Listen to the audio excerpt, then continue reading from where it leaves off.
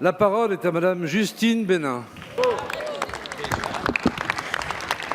Monsieur le Président, mes chers collègues, Madame la ministre des Outre-mer, les territoires des Outre-mer ont connu des mobilisations sociales d'envergure en Guadeloupe, en Martinique en 2009, en Guyane en 2017, à Mayotte, à La Réunion en 2018.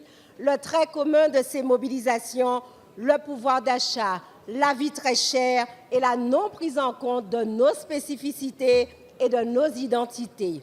Ici même, des députés illustres, Aimé Césaire, Paul Vergès, Rosan Girard, Gerty Archimède, Jean-Paul Virapoulet ou encore Justin Cataillé n'ont pas ménagé leur effort pour faire prendre conscience de ces réalités. Les assises des Outre-mer hier, les États généraux avant-hier, et qu'en est-il sorti? Qu'est-ce qui a changé dans le quotidien de nos populations? Aujourd'hui, nous sommes à nouveau appelés à débattre, mais nous n'avons jamais refusé le débat.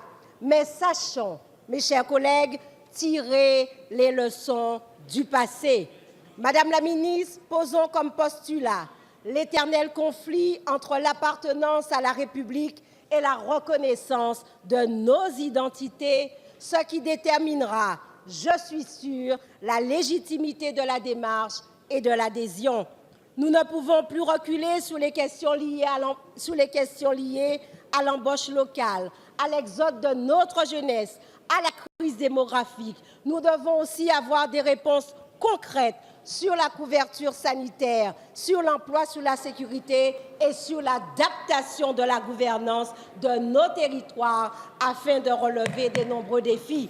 Alors, Madame la ministre, pouvez-vous nous garantir que cela ne sera pas un débat de plus ni un débat de trop?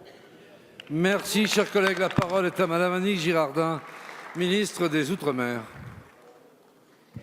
Monsieur le Président, Mesdames et Messieurs les députés, Madame la députée Justine Bénin, j'aimerais en premier lieu lever toute ambiguïté. Il n'y a pas d'opposition entre l'identité des territoires et la République et la différenciation voulue par le Président de la République, et bien une reconnaissance de toutes ces spécificités dans les territoires d'outre-mer. Je crois, Madame la députée, que notre responsabilité à tous est d'être attentifs aux demandes de nos concitoyens. Ils veulent plus de débats. Ils veulent davantage échanger avec nous tous. Alors, je peux en témoigner dans le cadre des Assises des Outre-mer. 25 000 ultramarins ont participé à ces travaux. Et vous connaissez ma méthode. Elle tient en 3 mots: écoute, décision et transparence. Et pour vous démontrer, si besoin, que les Assises des Outre-mer nous ont fait avancer, eh bien, ça a été des réformes ambitieuses, notamment économiques, pour créer bien sûr de l'emploi dans les territoires d'outre-mer et rendre les territoires plus attractifs. Ça a été 700 millions d'euros pour la formation réservée aux territoires d'outre-mer. Ça a été la création de certain nombre de postes de médecins supplémentaires, une centaine actuellement. C'est 6 500 places de crèches en plus. C'est la création d'un fonds santé spécifique pour lutter contre les addictions. C'est aussi 70 millions d'euros par an pour un plan haut d'homme, et vous le savez bien, et les Guadeloupéens le savent, vous en avez énormément besoin. Alors les assises, ce sont aussi des ambitions fortes. C'est bien sûr la biodiversité, c'est la réduction de la consommation des gaz à effet de serre, c'est les enjeux démographiques, vous en avez parlé. Bref, c'est un engagement de tout ce gouvernement en faveur des territoires d'outre-mer. Je crois profondément au débat. Celui-ci, il est inédit. Et d'ailleurs, les Français ne s'y trompent pas. 1,1 million de Français aujourd'hui ont visité le site, 500 000 contributions, près de 2700 réunions, et vous en faites vous-même. Merci beaucoup, Madame la députée. Il faut que nous soyons tous sur le terrain. Alors, cette rencontre exceptionnelle entre le Président de la République et l'ensemble des élus locaux des territoires d'outre-mer le 1er février